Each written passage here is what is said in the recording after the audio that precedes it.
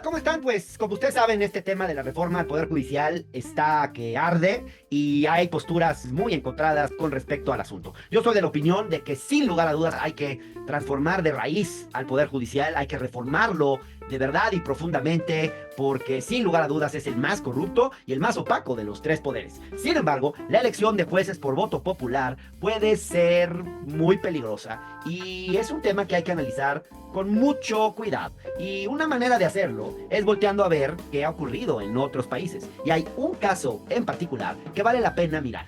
Los invito a conocer esta historia. El país que más se asemeja a la propuesta de la 4T en lo que se refiere a la elección de jueces y magistrados por voto popular es Bolivia, por ser el único caso en donde la elección de los magistrados y jueces de las más altas instancias se eligen por voto popular. Empecemos revisando la historia reciente de Bolivia, a ver qué aprendizajes podemos sacar de esta interesante experiencia. ¿Qué fue lo que pasó en este país con el Poder Judicial y de qué va la cosa? Todo comenzó en 2009, cuando entró en vigor en ese país una nueva constitución. La nueva constitución del Estado Plurinacional de Bolivia. Entre las novedades de este nuevo texto constitucional estaba la incorporación del Poder Judicial a un régimen de elección popular.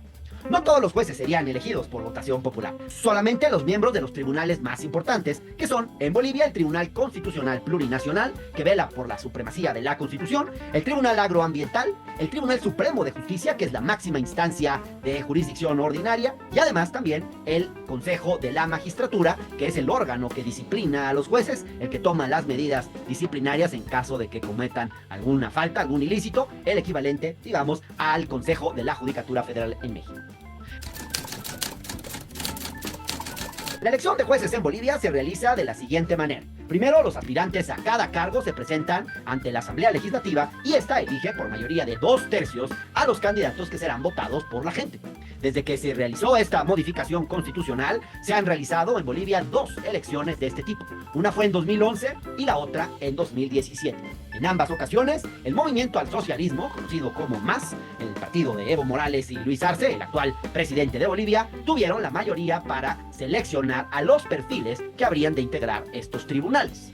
Esta es la razón por la que la principal crítica al método boliviano radica en la preselección que realiza la Asamblea, digamos, el Poder Legislativo, donde, insisto, quien tiene mayoría es el movimiento al socialismo. Como ustedes saben, una de las polémicas de esta discusión es el riesgo de politizar al Poder Judicial, de subordinarlo políticamente al Ejecutivo.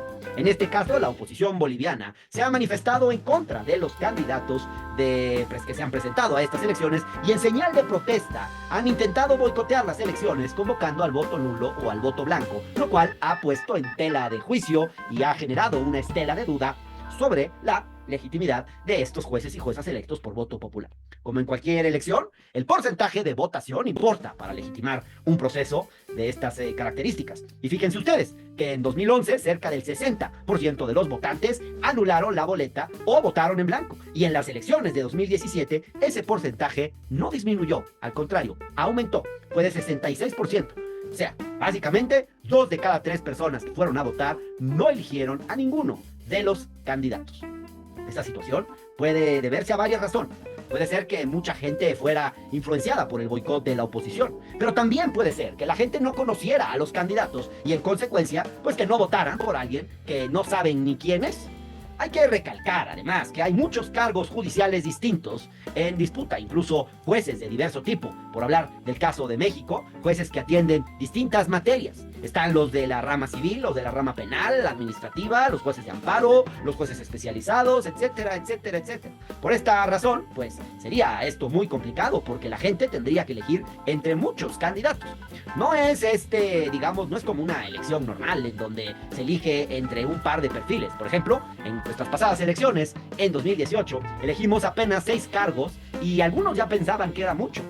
Mucha gente ni siquiera entendía bien la diferencia entre un alcalde, un candidato a diputado local, un candidato a diputado local, un candidato a diputado federal, de un senador. Eso para algunas personas es complicado. Ahora imagínense ustedes en una elección para jueces y magistrados. Sería infinitamente más difícil. En Bolivia, Por ejemplo, en 2011 hubo 116 candidatos para 56 cargos distintos en el Poder Judicial. ¿Se imaginan ustedes lo que significa tener que elegir entre 116 personas que no conoces para 56 puestos diferentes? El periodista boliviano Rafael Archondo cuenta cómo cuando iba a votar la gente le entregaban en Bolivia literalmente un libro para revisar los perfiles de los candidatos, un libro que evidentemente nadie leía. Después, en 2017, en Bolivia, decidieron reducir el número de cargos a 26, aunque de cualquier modo la lista de candidatos seguía siendo muy amplia porque estamos hablando de que participaron 96 aspirantes. ¿Y cuál fue el resultado? Pues que el porcentaje de votos nulos o votos blancos creció aún más. Digamos entonces que con una preselección realizada por las mayorías políticas, con protestas de la oposición y un bajo apoyo popular, pues creo que no se puede tener ni un sistema que dé estabilidad, ni tampoco certidumbre, ni tampoco, paradójicamente, un sistema que le permita al Poder Judicial tener mayor legitimidad democrática, que es lo que supuestamente se busca con esta reforma. Pero además, la verdad es que en Bolivia la elección de jueces ha generado mucha inestabilidad política. Recordemos que fue precisamente un tribunal constitucional elegido por la gente el que permitió a Evo Morales postularse nuevamente para un tercer mandato en el año de 2019. Y esto a pesar de que la Constitución lo prohibía expresamente y a pesar de que literalmente la gente votó en contra de un tercer mandato a través de un referéndum en 2016 en contra de la reelección. ¿Recuerdan qué pasó después de eso? Si ustedes hacen memoria, ese fue el antecedente directo del golpe de Estado en 2019, encabezado por Yanine Áñez. Entonces, un tribunal constitucional elegido por la gente no solamente desobedeció a la Constitución que debía proteger, sino que desobedeció también al mandato popular de los electores. Y bueno, esto pues provocó una crisis política que pudo haber terminado mucho peor de lo que terminó. Recordemos que Evo se salvó la vida, por poquito se salvó la vida, cuando un avión de la Fuerza Aérea Mexicana lo rescató en Bolivia. Ahora, pasa algo curioso con la lealtad política de los jueces. Uno pensaría que deberían apoyar al bloque político que los preseleccionó. En este caso, pues que serían leales al MAS. Sin embargo, tal parece que su lealtad cambia con el gobierno en turno. Porque cuando estuvo Evo le permitieron a él postularse nuevamente. Pero inmediatamente después del golpe le fueron leales a Yanine Áñez. Incluso durante el periodo de esta gobernante espuria, encarcelaron a 1.500 personas del MAS. Y más tarde, cuando llegó Luis Arce al poder, encarceló a Luis Fernando Camacho, un empresario boliviano involucrado en el golpe de Estado, y a Yanine Áñez también le encarceló e incluso inhabilitó al propio Evo Morales para poder postularse nuevamente a la presidencia de la República. En suma, este sistema lo que ha generado es una subordinación del Poder Judicial al Poder Ejecutivo. Otro de los elementos que ha generado la elección de jueces en Bolivia es que hay varios elementos que limitan la participación de los mejores perfiles, quienes muchas veces se ven desincentivados a participar. Por un lado, la preselección en la Asamblea Legislativa resulta muy útil para los perfiles que tienen relaciones políticas, pero la gente que siempre ha trabajado en la academia o en la sociedad civil a veces no tiene ese privilegio. Y eso no significa que no sean mejores candidatos, sino que el mecanismo que se propone evidentemente va a requerir que quien quiera candidatearse a juez tenga ciertas relaciones políticas. Sin esas relaciones políticas, uno no va a poder ser candidato. Además, aunque las campañas estén prohibidas, como lo están en Bolivia, el especialista en derecho penal, Jerry Rojas, sostiene que en el caso boliviano, en su país, sí hay campañas subterráneas y clandestinas, independientemente de lo que diga la ley en esa nación. Y esto es lo lógico, y creo que eso va a ocurrir. Si en las elecciones para poderes ejecutivos y legislativos todo el tiempo vemos que los partidos y candidatos reciben financiamientos irregulares por fuera de la norma, ¿qué les hace pensar a ustedes que el Poder Judicial sería la excepción? Entonces, los recursos sí juegan un factor que inhibe a quienes no los tienen. Otro elemento que no debemos dejar de lado son los costos de este tipo de comicios. En el caso boliviano se gastaron el equivalente a 330 millones de pesos mexicanos en 2017 y para 2024 el presupuesto solicitado fue de 500 millones de pesos mexicanos. Si eso se gastaron para 4 tribunales en Bolivia, ¿cuánto sería en México? En donde se propone elegir a todo el Poder Judicial Federal por elecciones. Y ante todo esto, uno se pregunta, ¿para qué? ¿Ustedes creen que esto ha mejorado la confianza que los bolivianos tienen en su sistema de justicia? No, Un informe de 2023 de la Fundación Construir muestra que esa confianza está en el 13%. Solo 13% de los bolivianos confían en su sistema de justicia. El Barómetro de las Américas arroja un dato similar, 15%. Y el Centro de Estudios de Justicia de las Américas resalta que 88% de los encuestados considera que la justicia en Bolivia no es confiable. En suma, la elección de jueces en Bolivia no ha mejorado la percepción de la población sobre su sistema de justicia.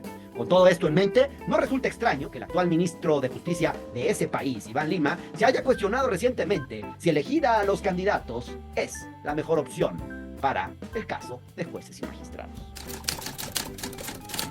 Toda esta información es importante y nos sirve para comprender las dificultades que tiene la elección de personas juzgadoras. Quizás habría que pensarlo mejor antes de traer un modelo así a México. Pero en cualquier caso, si vamos a continuar por este camino, al menos hay que aprender de las experiencias de otros países para no repetir los mismos errores. El abogado boliviano Romer Velasco sugería recientemente que para evitar que el Poder Judicial termine subordinado a otros poderes, una solución podría ser que la preselección de los candidatos a jueces, en vez de que la hagan los tres poderes, parte del judicial, parte del legislativo y el ejecutivo, podría ser más bien una selección hecha por una comisión ciudadana independiente, algo así como una elección primaria o algo semejante. Está además el caso de las campañas. Para evitar la politización las han prohibido, pero esto ha provocado que la gente no conozca a los perfiles que se candidatean. Habría que buscar la manera de que la gente realmente se involucre en el proceso y pueda conocer a sus candidatos a jueces o magistrados.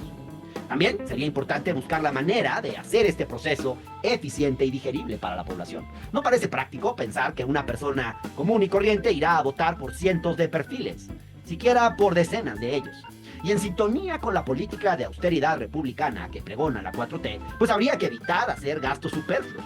Otro tema que sería muy importante es hacer las convocatorias de tal manera que cualquier aspirante pueda participar y que no se limite a quienes pueden renunciar a sus cargos y solventar sus propios gastos, a quienes orbitan en la esfera política o a aquellos que tienen mucha popularidad, sino que más bien los mejores perfiles técnicos y también gente con buena reputación tenga la oportunidad de llegar, porque eso es lo único que realmente permitiría transformar el poder judicial. El caso boliviano, sin lugar a dudas, nos muestra varias cuestiones preocupantes. El Poder Judicial se ha sometido en ese país al Poder Ejecutivo, las elecciones han provocado inestabilidad política, los mejores perfiles se abstienen de participar, la difusión de información ha sido limitada y la mayoría de la gente anula o vota en blanco. Si avanzamos en una dirección similar a la de Bolivia, hay que evitar repetir estos mismos errores. Gracias.